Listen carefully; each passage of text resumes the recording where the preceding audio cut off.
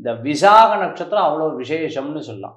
வைகாசி மாதம் வரக்கூடிய இந்த விசாக நட்சத்திரம் அவ்வளோ விசேஷம். வரக்கூடிய 8ஆம் தேதி மத்தியானம் கரெக்டாக 2:09 ஆரம்பித்து 9ஆம் தேதி சாயந்தரம் 4:40 வரைக்கும் இந்த நட்சத்திரம் வந்து இருக்கு, விசாக நட்சத்திரம்.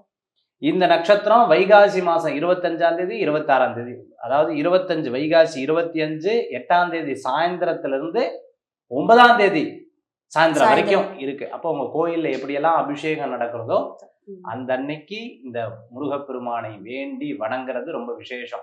எப்பவுமே வீட்டில் அப்பாவோ யாராவது வீட்டில் பெரியவங்களோ வந்தா அவங்க சந்தோஷமா இருக்கும்போது அம்மா 2 வார்த்தை எக்ஸ்ட்ரா சொல்லிவிடுவாங்க.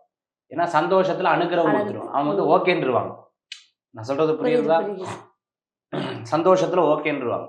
அந்த மாதிரி முருகர் ரொம்ப ஆனந்தமா தன்னுடைய பக்தர்களோட அபிஷேகத்தோட சந்தோஷத்தோட இருக்கக்கூடிய நாள், அவதரித்த நாள் வைகாசி விசாகம். குருவுடைய நட்சத்திரம் 16வது நட்சத்திரம். காலபுருஷ தத்துவத்தின் பிரகாரம் 16வது நட்சத்திரம் ரொம்ப விசேஷம். ஆக இந்த நாளன்னைக்கு முருகரை வழிபடுவது மிகப்பெரிய பலன்களை தரும். நம்ம வேண்டினதெல்லாம் நிறைவேற்றக்கூடிய அற்புதமான நாள்.